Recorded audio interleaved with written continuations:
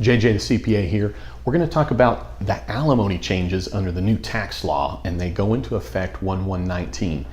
Pay attention closely, because even if you're not going through a divorce now, if you're going to go through a divorce in the future, you would want to be aware of this.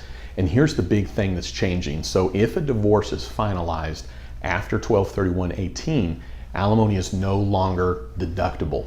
Also, for those that are receiving alimony under the divorce decree that was finalized after 12/31/18, it is not includable in income.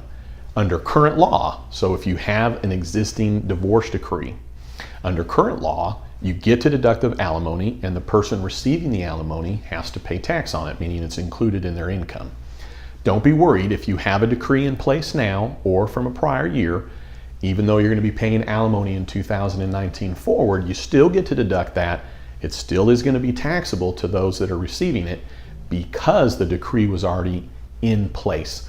So when we hit 1/1/19, if you do get yourself in an unfortunate situation that you're getting divorced, you do not want to ignore, though, to ensure that in your divorce decree, even though it's going to be finalized after 1/1/19, that it meets all the qualifications of alimony. There's a number of them. The most specific one I can tell you about is that it has to end on that ex-spouse's death.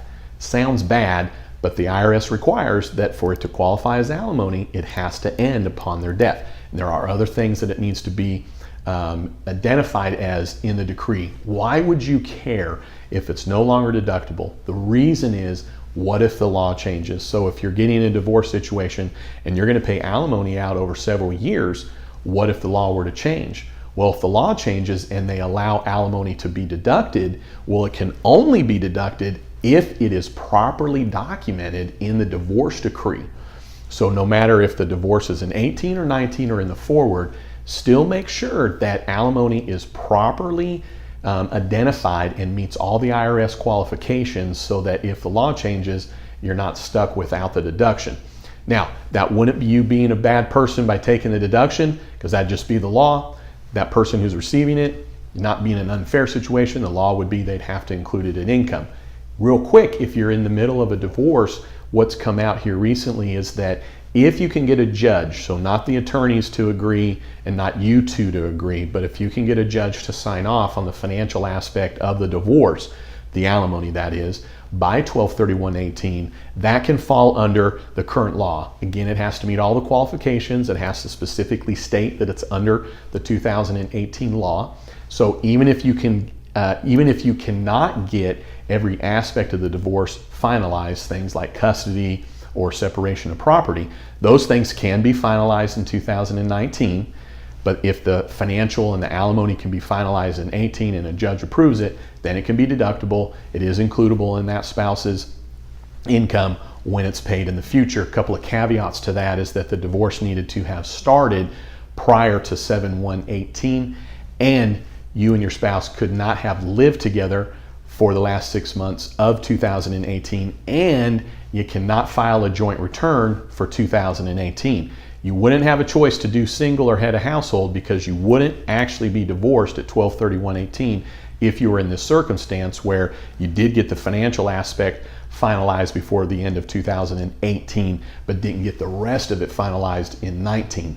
Meaning you only have the choice of married filing jointly or married filing separately. But to qualify to get the alimony as a deduction under the current law, you cannot file a joint return. Here's the bottom line. If you're in that circumstance, you're in the middle of a divorce, obviously you're going to want to get with your divorce attorney, but you've got to get with your CPA, and you want your CPA communicating immediately with your divorce attorney. If you're getting a divorce in the future, you definitely want to make sure that your attorney doesn't necessarily feel that you don't need to worry about how alimony is identified. And then here's the other aspect. If you're on the other side of the table, if you are the one that's going to be receiving alimony, you would want to pay careful attention that if a divorce decree is being finalized after 12/31/18, if it is specifically identified as alimony and meets the IRS requirements, even though under the law that's in play in 2019 you wouldn't have to include it in income, if the law were to change and your decree does specify it properly as alimony, then in the future you could be paying tax on that. So both sides of it, you would want to definitely be aware of what it is that is being identified as alimony and what qualifications that it meets. All right, hey, thanks for tuning in. I appreciate it, and I would love it if you'd subscribe to my YouTube channel. And then don't you ever forget, you've never met a CPA quite like me.